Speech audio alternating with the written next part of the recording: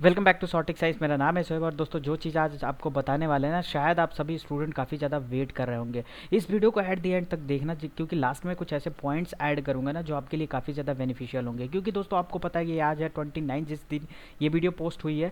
और बेसिकली आपको बता दें, किसी भी स्कीम की लास्ट डेट चेक करने की कोशिश करो। फॉर एग्जाम्पल हम department of higher education person with disabilities का जो टॉप क्लास का एजुकेशन स्टूडेंट विद डिसेबिलिटीज़ का ही चेक कर लेते हैं। स्कीम ओपन टिल 31 अक्टूबर है। पोस्ट मैट्रिक की भी 31 October. Random department of higher education जिसको CSS स्कीम करते हैं 31 अक्टूबर है। मतलब सिर्फ और सिर्फ आपके 2 दिन ही बचे हुए हैं। सबसे बड़ा मुद्दा यहाँ पे ये है, सपोज दैट मान लीजिए स्कीम क्लोजिंग डेट यहाँ पे खत्म हो गया, एक तरीके से आपने फॉर्म सबमिट कर दिया। अगर सपोज डेट आपने फॉर्म सबमिट किया और फॉर्म सब में कुछ गलतियां हो गई, जैसे कि आपको लगता है कि कुछ गलतियां हो गई, फिर आपके इंस्टीट्यूट ने उस फॉर्म को डिफेक्ट किया, तो क्या आप फाइनल सबमिट कर पाएंगे? क्योंकि स्कीम की क्लोजिंग डेट यहाँ पे क्या है, 31 अक्टूबर यहाँ पे दिखाई दे रहा है। तो अब खुद ही सोचो कि जब डिफेक्टिव वेरिफिकेशन यहाँ पे लिखा हुआ है 15/11, मतलब ये राइट्स है आपके इंस्टीट्यूट नोडल ऑफिसर को या फिर आपके SNO DNO को कि वो उस तारीख तक आपको डिफेक्ट कर लेंगे। लेकिन आप सोचिए, जब वो डिफेक्ट कर लेंगे आपका फॉर्म रीओपन हो जाएगा, फिर आप अपने गलतियों को करेक्ट करके फिर से रीसबमिट कर पाओगे कि नहीं, वो चीज़ मैं आपको डिस्कस करूंगा। तो सबसे पहले हम बात कर लेते हैं, चाहे कोई भी, आपको पता है कि प्री मैट्रिक जो है, प्री मैट्रिक की भी डेट थी वो भी 31 अक्टूबर थी, और जो हमारी पोस्ट मैट्रिक स्कॉलरशिप की डेट थी वो भी 31 अक्टूबर थी।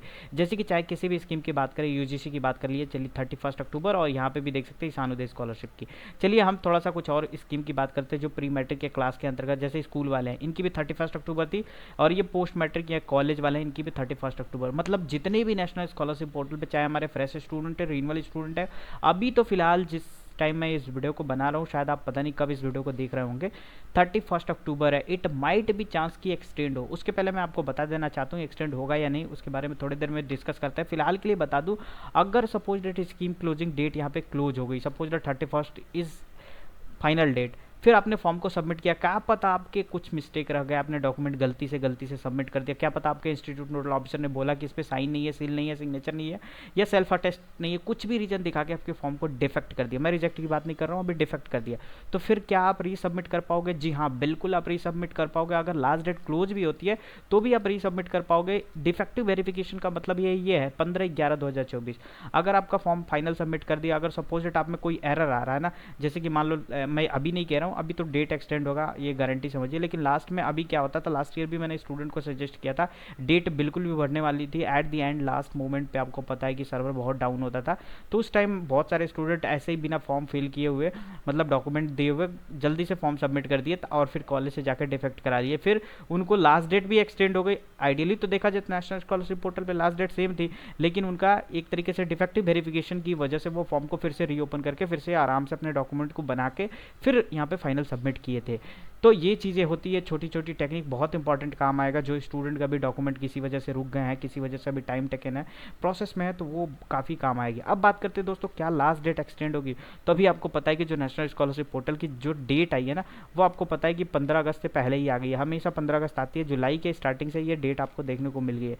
तब से लेके अभी तक ये सारे डेट क्या हो रहा है, time to time continuously basically extend हो रहा है। और मैं अगर बात करूँ पिछले 2021-22 की बात करूँ, 22-23 की बात करूँ, 23-24 की बात करूँ, इवन आप यूट्यूब पे सर्च कर लो, गूगल पे सर्च कर लो, कहीं भी सर्च कर लो, अगर आपको पता है last date 2000 NSP scholarship last date extended 2023, 24, 21, 22, तो आपको लॉट ऑफ वीडियोज़ या लॉट ऑफ इन्फॉर्मेशन या लॉट ऑफ आर्टिकल मिल जाएंगे जहाँ पे आपको यही बताएगा कि ये डेट इतनी थी पहले, अब ये एक्सटेंड हो गई। मतलब ये कुल मिला के जो डेट थी ना, वो दिसंबर तक जाती है, दिसंबर के लास्ट में, मतलब जनवरी के फर्स्ट वीक तक ये लास्ट डेट रहती है। तो कुल मिला के जो भी स्टूडेंट अभी परेशान है, उनका जल्दी जल्दी में कुछ गलती मत कर लेना, ठीक है। और जो ट्रिक मैंने बताया वो लास्ट में काम करती है, दिसंबर के एट द एंड में, जब फाइनल आपको पता होगा, जब भी हम भी बोल देंगे कि लास्ट डेट एक्सटेंड नहीं होगा, तो ये फाइनल डेट है, उस टाइम आप जल्दी से फॉर्म सबमिट करके फिर से डिफेक्ट, क्योंकि डिफेक्टिव वेरिफिकेशन 15 दिन ज़्यादा होगा। अब ये लास्ट डेट कितना दिन बढ़ेगा, तो देखिए आप 15 दिन बढ़ेगा, ये 31 अक्टूबर है, तो 15 नवंबर इसकी स्कीम की क्लोजिंग डेट हो जाएगी, और 30 यहाँ पे दिसंबर आपको देखने को मिल जाएगा डिफेक्टिव वेरिफिकेशन।